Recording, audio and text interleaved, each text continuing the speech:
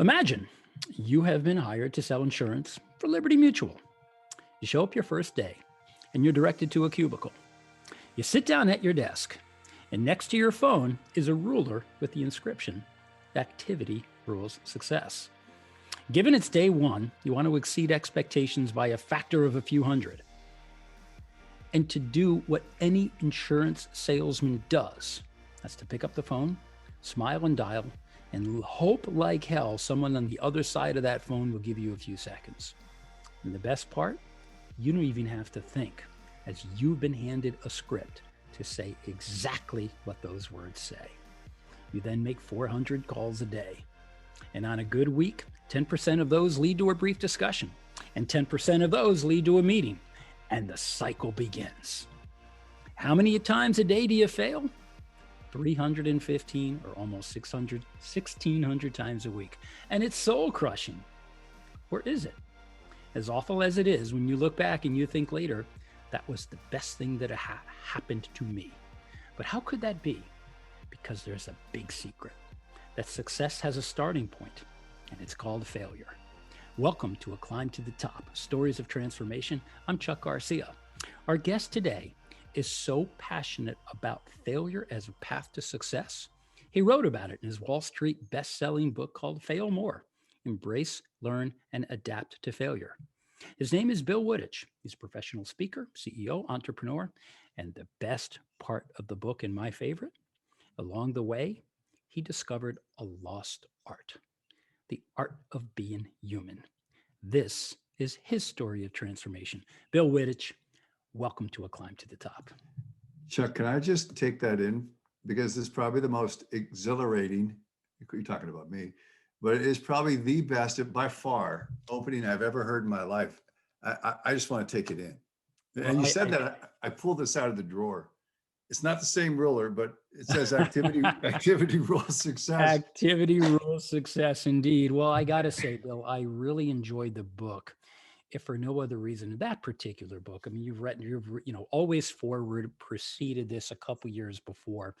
But I think when I read this book, what really spoke to me as the sales guy who went through the same thing that you did, it was empowering people to rediscover the lost art of human connection. That's not something people write about very much. So here's the big question, Bill. At what point did you come to the conclusion that failure is indeed the path as opposed to any other paths? Chuck, I had this insatiable need to validate myself, and it was really to ghosts of the past. My father, who had passed away, who never really gave me the validation that I cherished, needed, and it was part of my anger.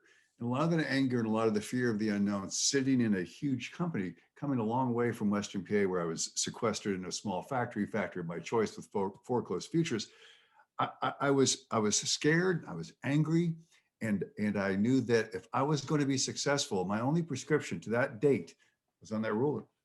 Activity was going to rule success. So I thought, okay, what am I willing to do to get? And burn my boat. I will do anything to become successful.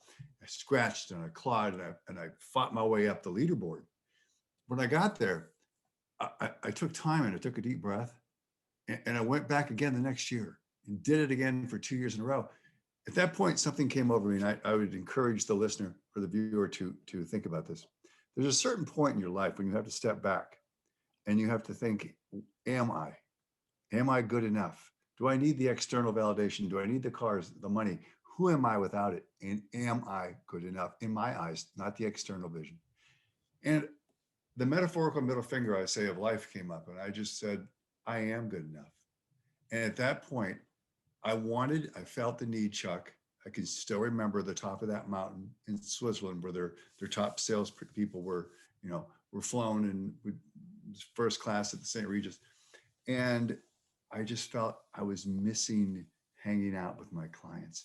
I was missing getting to know them. I was on a treadmill, hedonic treadmill, 365 days, and I wasn't making the art of connection. I was treating people as concepts. That was my moment. At that moment, I made a choice, and the choice is one of the ones that became the rest of my future. That is to meet people as people, not concepts. Well, that's a really good insight into it because what you were doing as you were smiling and dialing, I can only imagine Liberty Mutual said, "Hey, here's the good news. Here's your script. Do what it is this script says." And you mentioned in the book and also in your sizzle reel on your website, and we'll get to that later, but you talk about there was no rapport. So the very tactical act of 400 calls a day was activity. And maybe that will lead to success, but it traded off to the very missing component that I think to me caused you, or at least inspired you to write your book. I started to learn that effort and results sometimes are mutually exclusive, and the banks don't cash our efforts; they cash our results. And Right. I thought, man, I got a hard head, and I'm following this script, and I've been flown up around all these cities, and this script is supposed to work because it's worked for other people. It's got to work for me, and at some point, I'm just not making enough calls. Well, I was making enough calls. That was the days where telephones were up to your ears. So I used to go home and my ears like a cauliflower. Yeah. And I thought, there's got to be another way. And I finally left all the brochures and all the scripts and all the thinking about what I was supposed to do to meet a person and just met a person from the heart. Stop looking at the wallet, stop looking at what that number would be on a leaderboard, and just started to get to know them as a person. Didn't try to sell them, just asked them where they were from, tried to gain common ground, and really became curious about them and not what they could do for me. And the entire world changed for me. As you were twisting and turning and you were figuring out in your own transformation, there's a couple key concepts out of the book that I want to be able to just brainstorm with you. I'd love your thoughts on this. And I want to quote this perfectly. It said to the reader, as you're reading this book, it said, "You will wage battle against the need for certainty and the discomfort of uncertainty. Leaning into the discomfort of uncertainty is the path to growth, and it opens your mind to new possibilities." What is the stigma that keeps so many people from recognizing the words but failing to act on the wisdom? It's emotional because the brain's number one function is to preserve itself. It doesn't like to be outside the cocoon of certainty, does not like to be out there risking, because as we evolved through time, to risk was to be cut out and be subject to peril by the saber-toothed tiger, the warring tribe. We needed gossip. We needed to stick with people, and we sure as heck didn't need to stick out. So the brain wants to be safe. It doesn't want to do the things you've done in life and continue to do in life. It doesn't want to put itself out there so something bad could happen to it. So the first thing is the emotional embrace is much, much more difficult to break from than the logical understanding. You might understand, Chuck, intellectually what it is that you absolutely have to do. But unless you embrace that emotionally, you're not going to do it for long. So you've got to be able to do enough to get used to those small incremental stings of rejection that after a while, those lacerations, they heal. The sting, not as bad. The reward, so much worth the pain. As you describe your own path in the book, you also talk about this thing called forgiveness. And often, for those of us that grow up, whether it's in a Christian home, it tends to be religious dogma about forgiving others. And we all appreciate that. But as a salesman making 400 calls a day and failing often, you talk about the importance of forgiving oneself. Why do you talk about that? I think there's a dissonance in dogma, and unless you have a discipline to understand where the origin and what it's coming from and what it's doing to you, the deleterious, if I'm going to stay with the D's, the deleterious effect it has on you if you don't, then you have to know the nature of your forgiveness, and you have to know that it's about you as much as it is about anyone else, probably more so about you. So, Chuck, mine was for something I could never go back, a person I could never see again. And there I was in the middle of this ocean, and I was in Cabo San Lucas, took clients fishing. And I thought, my father used to love to fish. This would have been an experience of his lifetime. And it wasn't about me giving him the bounce so he could say, "You did great, son." It was about him experiencing that. At that moment in that ocean, over a few cervezas probably, I thought, you know what? I'm going to let this go in this way. I'm going to forgive it. I may never understand the origins of what became his weakness, may never. And I'll have to be okay with that. But I'm going to forgive this. I'm going to move through the phase of understanding where I can and what I can. And if I can't, I'm going to ultimately be in that place where I'm happier. And that is something I learned by first following the logic of it and then feeling it emotionally. Yeah, you certainly talk about it. I think all of us recognize as salespeople that people buy on emotion and support it with logic, and let many other people flip it. They think, well, if I go in with the features and they seem logical, and then I'll connect the benefits to it. But if you don't have the connection along the way, certainly you minimize your success. I want to completely change tactics here. And as much as I encourage everyone to read the book, which is really a framework of failure as a path to success, the author in me, something struck me that I don't know if anyone else who ever read the book or will picked up on this, but it was as much a curiosity and probably an incredibly heartfelt moment when you wrote the book. I went into Google and I Googled somebody named Kurt Brown Sr. And there were a whole lot of Kurt Browns, and I'm scratching my head. I said, oh my goodness, which one is it? Bill, you dedicated the book to a gentleman named Kurt Brown Sr. And you went into your dedication that said, not a day goes by that I don't feel the deepest appreciation for the man who helped me to become me. Who is Kurt Brown Sr., and how did he help on your path to transformation? First of all, thank you for that question. You're welcome. He was physically one of the most imposing, tough, built from the ground up, a multi-million dollar contracting firm with a heart of, he had that heart of a champion for others, but he had that warrior mentality that he was going to bust through things and be his own man and do it his way. It took me 20 years to get him to say, Wooditch, you've done a good job, but he voted every year with his heart and wallet because he stayed with me without any kind of competitive edge, without anyone ever coming to the table. He was a person who taught me about ethics, the work ethic. This is what you do. Your word is your bond. You do these things, you do them now. You have to work. You have to outwork people. If you can't outwork them, you have to outthink them. And he came to me with a cerebral approach as much as that hard-edged work ethic. And I simply just loved him. He became more of a father figure to me than my own father. Matthew McConaughey, when he won the Oscar for Dallas Buyers Club, and he stood up on that stage and he said, I think on any given day, everybody needs three things in their life: someone to look up to, something to look forward to, someone to chase. And what he talked about is that person he looked up to, in the case of McConaughey, was God. But in your case, throughout the course of your career, Kurt was then your guidepost. He was the person you look up to as helping you on your path. That is the ultimate compliment to an individual living or deceased. He was the one. Yeah. And he passed away from colon cancer. And at the end, he was watching videos of me on Steve Harvey. That was the last thing he was doing, that with They're ice on cream. your website. Yeah. Yeah. And he wasn't the kind of guy that you thought would do that. And he was the kind of guy that he would never tell you he did that. But I learned later from his family that he did. And that I was one of the last people he talked to. It was just, he was formative for me. And that memory will burn forward. And that's the type of thing and the person that I want to be to others, to say, you know what? Yeah, that guy did something for me, or that was something I learned, or that was a guy that's time on earth was worthwhile because he helped other people. I'm not egotistical enough to think that I can help anyone. That, we talked about this before, but people have to do the work. They got to do their own push-ups, but they also have to look in the mirror and they have to own themselves. They have to own that accountability. They have to be that person at the point of contact that says, hey, if it's to be, it's up to me.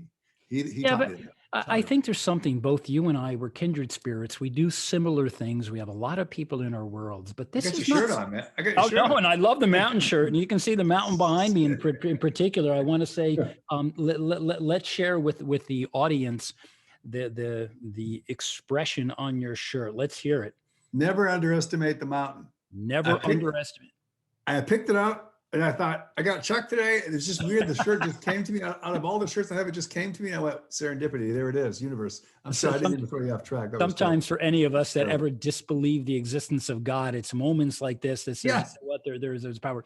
But I want to just talk about something else, because each of the chapters in this book, you're talking about failure as a path to success. What you're really talking about is you in your attempt to inspire others. But this is the look up to. You stated right early in the book Winston Churchill, success is going from failure to failure without a loss of enthusiasm. Yes. And Lincoln, but in particular Jack Ma, you told the story of this guy who learned English, Googled China, nothing on it. And all of a sudden, this guy who was a bad student, not a particularly good athlete, didn't do anything of particular distinction. What a great story. And I don't think that people know that part of Jack Ma. Could you explain his, because I think it's a good guidepost. What did he do that led him to become the billionaire successful person, in spite of the fact at 24, not only was he not close, he was not on any path to success? He applied to Harvard 10 times. Yeah, I just kept trying. So If you watch some of his stuff, he kept applying and he kept trying, and he would come in fifth out of 4. Okay, and he would just smile and said, I just wanted to try it again and try it again.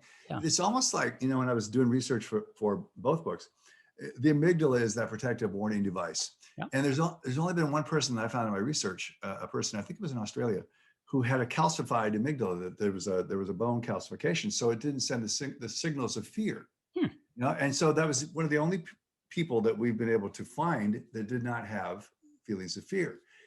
He didn't have them for failure. It was almost like a perverse, weird game where the more he got beat up, the more he thought, eventually I'm going to pop something big. And he did. He tried so many times that he just kept moving in different directions, whether he was going to be working for, Kentucky Fried Chicken, whether he was going to work at, get into Harvard, whether he was going to become a policeman. And he wanted beer one day, and he Googled it and found you can't find a place to buy it. And there it is. He is the poster boy for failure. He is Mr. Resilient and resourceful. Well, I'm glad you mentioned it, because you talked about your own failures. And I think any of us, in order to talk about our failures, we have to talk about the fears.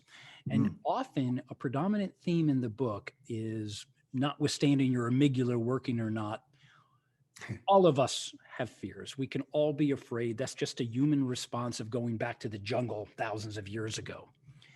But there's a difference in the way that you see fear and the way that you perceive risk. Why is there such a stigma to go do the thing that you're afraid to do, or at least if you fail, all of a sudden, oh my God, my life is over? Why haven't we gotten better at that? We're really bad about the social Yes, we stigma are. of disapproval. Right. We crave, and I tell you, when I was starting my climber in my 30s, early 30s, and really almost to where I was going to be before I started my company at 35, I was asked once by an attorney, do you still need to be liked by every one of your clients? Will you still jump off a building for them? That was the actual quote. And I said, no. No, but I do need to be appreciated. Right. And so I switched from having to be approved of, which is an external control. It's almost like you're a puppet. They have the strings. They control your moods, your emotions. You don't have any of your person. You don't have the agency. You've given it over. Right. And once we move through those fears and understand where they come from, the origin, difference between danger, which is imminent threat from man, insect, or animal, and then fear that's real versus the fear that's imagined. We can look at those imagined fears dispassionately. We can cut them down. We can say, how much do we need this? How much do we really have to have this? And when you go up on stage, Chuck, and you know this from your speaking and when you present, everyone has the same bathroom habits. Everyone has those same fears. No one likes to be up in front of the crowd because they think, and I look at it this way, hey, let's just share this thing. Let's have fun doing it. And you just learn. I think a lot of people are stymied by social stigma, and they're never going to get out of their own way unless they do. Well, you provide in the book, to me, when I read it, it was a tool, and you talk about framing failure. And I think when so many people early on in their careers and they see failure, that's the traumatizing part of it. It's like, oh my God, I could fail, so I'm not going to try. So you know what? I'll do nothing. I'll just sit here and do nothing. But can you discuss how you came through to the concept of how we frame failure? And then I'd like you to tie it to Carol Dweck and her book, Mindset. So framing failure to develop the growth mindset. Talk our listeners through what that means. 3 things you need. You've got to have the ability to do what I say is play it forward. And that means I want you to imagine your life. Go forward. Go to a stage and age where you can't do those things that you can do now. Will you have regret because you didn't do them? Now let that emotion just burn for a while.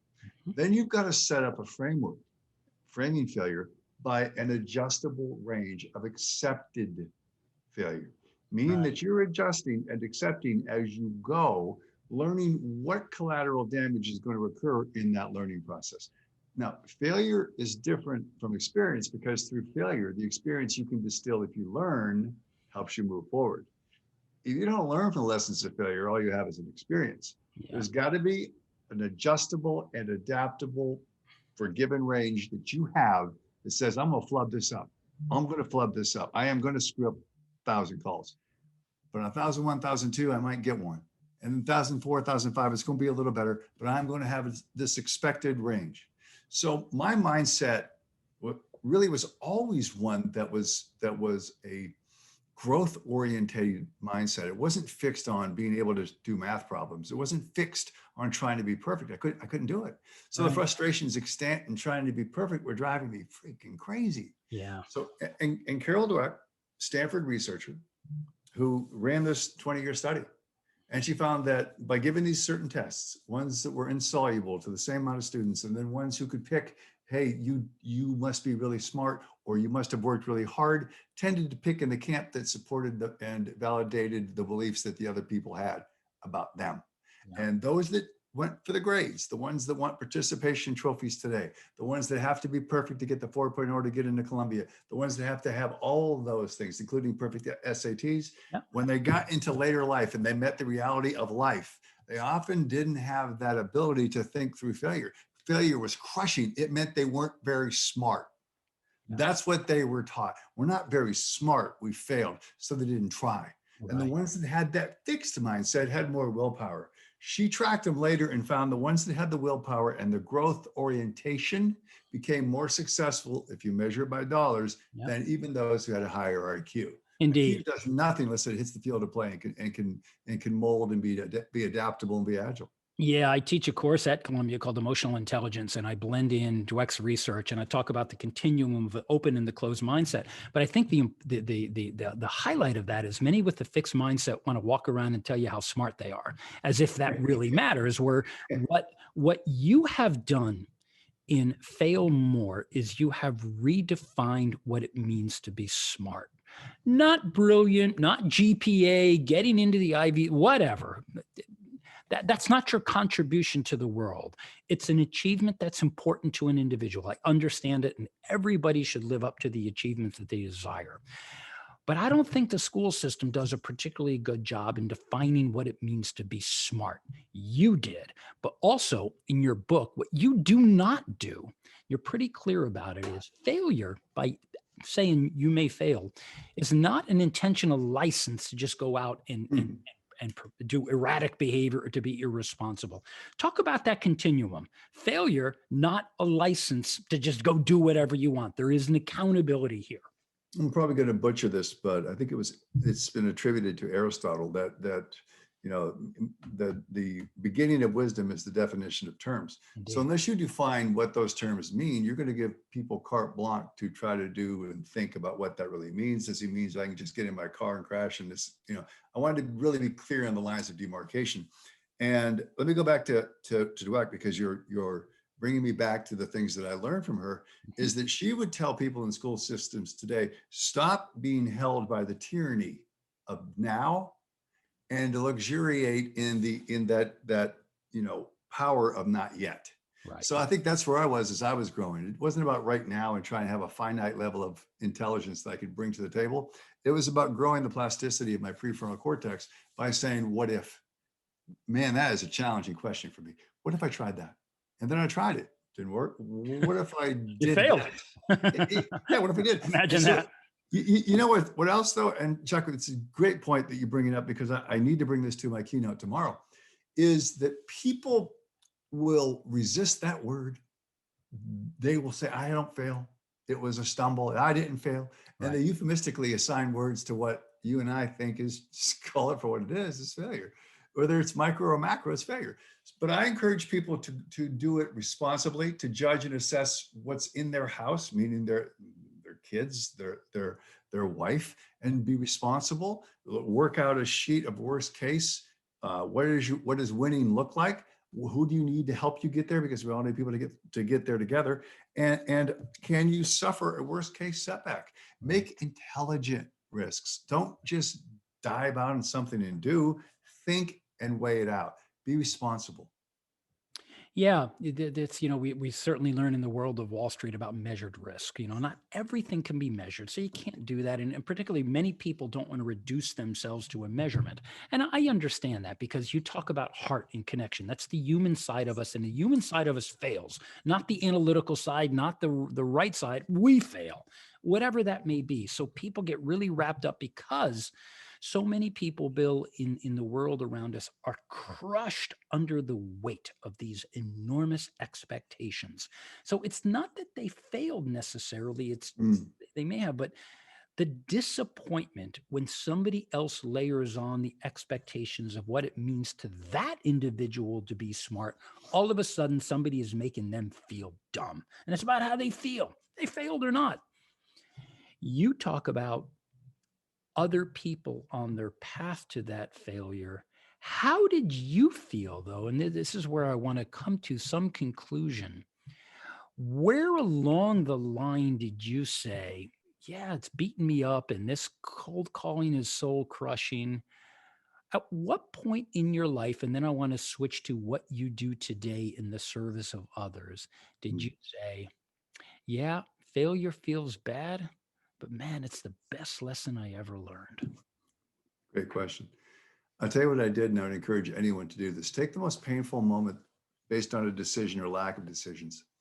And how did you feel when you were in that place where you thought you couldn't escape? For me, it was a factory. It was four walls. It was a woodworking factory where I had to work and trudge every day, punch in, punch out. I had to do certain rote behavior. Right. I'm a flexible, creative guy. If I have to sit and do the same thing every day, I'm going to bore myself to tears. And You're livestock. You're not livestock. You're not me. Bill. It's not in my DNA. Yeah. So in following the course of my DNA, I would sit at that desk and I put up two things that I wanted materially. And remember, I had a bullpen, a paper clip and that 6-inch ruler. Yeah. So I put up a picture of a car that I wanted, a picture of a place that I wanted to live with a view. And I thought, this is about the momentum and the motivation to get there. Once I obtained things and was able to do that and breakthrough, and I was driving toward those things at first because I wanted tangible stuff. I didn't want the intangible feel good. I wanted stuff for me so I could show myself, look what I can do now. I don't have to look at grocery prices. I don't have to look at this. I don't have to look at car prices. It was for me. Then the most powerful thing, the inspiration inside of me was, you know what? You are there for other people. As sappy as it sounds, as effed up as it sounds, you're going to do this because it's in your DNA to do something for people. And my mother just passed away. She passed away in October. I'm so sorry. Thank you. And one of the, this is really wild. One of the notes she wrote to me when I was getting my master's, she had helped me fund my college experience by working. She was working, and I was paying her off. And she said, you don't need to pay me anymore. Just do something good for people. And I went, what? And my sister just found that, when we go into the house. And I went, well, that's what I did. And I believe that. I believe that you got to make your goals have to be realistic, that there have to be stretch goals and aspirations and dreams. Absolutely. But they have to be grounded in terra firma. You have to be in the right environment, Chuck. If my aptitude was, if you're going to pay me $1 trillion to become a math teacher, I would tell you, give me a broom. I'm going to go out in the street because I can't do it. Yeah. But if you're in the right environment, the sports those skills in the right fertile environment, that will encourage failure. That is of thinking and trying ethically. You might have something if you work hard. Yeah, well, you are doing it now, and let's get to all of these things led you to this mountain. And if you go to your website, and I want to call it out to our listeners, tell us what you do, because the way I see it, and like so many people who have come onto the program, you go to work every day in the service of someone else's success. Your mom's note about don't pay me back, but pay it forward to others. What does Bill do? What is your life like now? What is your company, and where do you spend your time in the service of others' success? You mentioned a mountain I use with every interview I have when I'm going to recruit people for my company, or when I'm going to do a talk. It's more Maslow. I'm going to show them a pyramid, Yeah, like a mountain, a hierarchy. and we're going to climb through basic needs. Yeah. And we're going to climb to these different places of career, inspiration and opportunity. And the top part where I think that I'm attempting to live is legacy. And in legacy, you're the sovereign of the self. So what you said, there are other people expecting you to do these things. You've been able to divorce yourself from the manacles, the fetters, the chains of other people's expectations. Man, that is a power in and of itself. And when you can do that and you know, ain't nobody taking my respect. I'm not giving anyone the chance to judge me, and I will not judge others. The poverty, the power of the sovereignty of self is huge. So for me, if I think something is worthy of my time and I can quantify a certain feedback that the other person will have, there'll be of value to them, then qualify it in the process, I'm going to do it for them. Yep. And I'll do it without expectation of a price. I will do it for them. And so I'm there for people. I'm probably a bit overstretched, but my legacy is this. I just want to be that person that told you you could. If you want to see how I did it, I'll show you, but by no means will it be the way you do it. Take what I have, make it better, and share it with others. That's what I've been saying for 20 some years. And it's appreciated. And the mechanisms by which you do it. Certainly a couple books, Always Forward or Fail More, all good, all relevant, very much in what Bill describes. And as a professional speaker, I'd say, or do you spend more of your time on the speech circuit, teaching, igniting, inspiring? That's what you do. Fortunately, it's been, even through this period, it's been it's been great. Yeah. So there's been really good opportunities, and there's been live events booked with an asterisk for, July, June. So, and it's been great. It's been fantastic. Yeah, that's great. And I think you're this person by talking with you and speaking with you. We have a tremendous connection. I was telling people about it right after. My brain was just on overdrive like it's going right now. And because you sharpen, it's like iron sharpens iron. Right? And then I'm giving myself credit. Actually, you say that in the book. I think I'm the animal, but animal. Yeah. But I really think that when you look at it, sitting on a park bench or having that regret come in, and that was my biggest fear. So locate your biggest fear. Yeah. Ask yourself, what am I going to do to break through to the other side of whatever I determine or define success as? And then you talk about risk. We can quantify a lot of risk, but at the end of the day, we can't qualify it all. Right. Some of that you're going to have to learn by getting in there intelligently, knowing your worst case and taking the steps forward. And activity is always going to be that thing that rules it, but you're also going to have to be the sovereign of self as you move through it. Yeah. You brought me back to one of my gurus was a guy named Tom Hopkins, and he wrote a book that was biblical to me called How to Master the Art of Selling. And there was something called the Salesman's Creed. I am not judged by the number of times I fail, but by the number of times I succeed. And the number of times I fail is in direct proportion to the number of times I succeed and keep trying. I read that about 40 years ago, and that mantra never left. And as I was reading Fail More, that's what it came to. And so I encourage, it doesn't matter what your career is, particularly to the entrepreneurs, you are probably going to fail more than the salesman who's smiling and dialing, because that's just baked into the way it is. And most entrepreneurs on this program, on A Climb to the Top, have failed 4 times before they succeeded at the 5th. And none of them regret it because they learned along the way. Bill, where do our listeners find you? You can connect with me at Bill Wooditch, Wooditch, or billwooditch.com. You'll find the platform for my books and my speaking. And fantastic. And then I want to one last thing. And then I want to close with the late, great Winston Churchill. You gave a lot of insight, but this is one last opportunity. What do you want them to do? So when you're on stage and you're giving the call to action, what is the final do this? I had this written down before I talked. It says one thing. So as I finish off the prep for tomorrow's talk, it's a national talk. As I finish it off, I'm going to enter with the one thing that I want them to get from it. And the one thing is I want them to get one thing, because I want to come at you and say, I want you to take one tool, one thought, make it yours. Maybe it's something that reaffirms, reconfirms, or something that opens the door for exploration. Just explore. Be an active listener. Be engaged in this game of life. and be on a quest and continue the quest. That's really the one thing I want them to do with what I'm giving them on their. I appreciate that. And part of that message is doing your best to drown out the distractions and stay hyper focused on one thing. Because if you get one right, you go to two. And from two right, you can get to four, but you can't do it without the one. So let me leave. As I was reading Bill's wonderful book, Fail More, and he was mentioning many of my own heroes, whose number one is Winston Churchill. I've read everything he's done, saw every movie. And I want to finish with Bill Wooditch could have been attributed to this quote, but I think Winston beat you to it. It's that success is not final. Failure is not fatal. It's the courage to continue that counts. And Bill, thank you for coming onto the program. Hang on, man. I got to do this. I don't know if I'm going to keep you. Oh, sure. See the quote right there on the wall? I do. Success. Oh my goodness. Now you and I want to give a full transparency. It is the courage to continue. Success is stumbling, failure to fail. Oh, success is stumbling from failure to failure. No loss of enthusiasm. Indeed. Bill, I had no idea you had that on your wall. None, honest to God.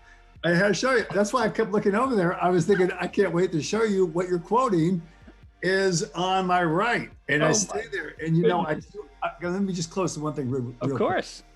I am a student, and I read at night on history and stuff that's, just different things. And I learn from those lessons of history, because if you don't learn from lessons of history, you can then repeat them. Yeah. But I learned what's in history, the arrogance, the overreach, the jealousies, and you can learn from the lessons of those people in history and the indefatigable spirit that was Churchill. He did some terrible things. He failed terribly in World War I. He was, I mean, it was horrible. But credit for World War II.